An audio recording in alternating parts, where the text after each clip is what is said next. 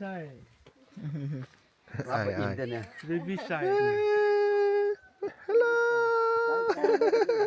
ตาเอ๋สวัสดีค่ะ สวัสดีจ้าเลย我要照这个下面那个了你找阳光你看แล้วก็นี่จบเส้นนี่ใจได้เป็นตันอ่ะใจได้เป็นตันอ่ะแล้วก็นี่จบ不下因为等下要上来怕你辛苦呢你们走可以啊，不要上 village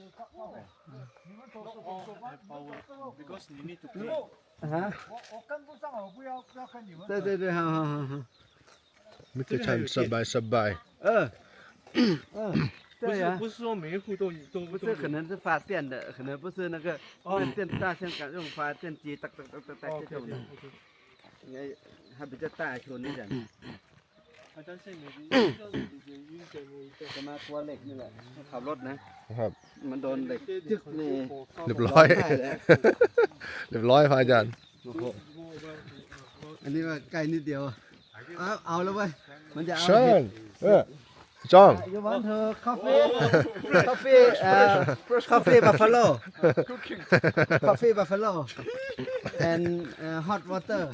give the buffalo some privacy Yeah. oh yeah we are taking photo no privacy อย่าให้มันตื่นเต้นร้อนมันขี้ใส่กันเลยมันก็ไม่ขี้เลย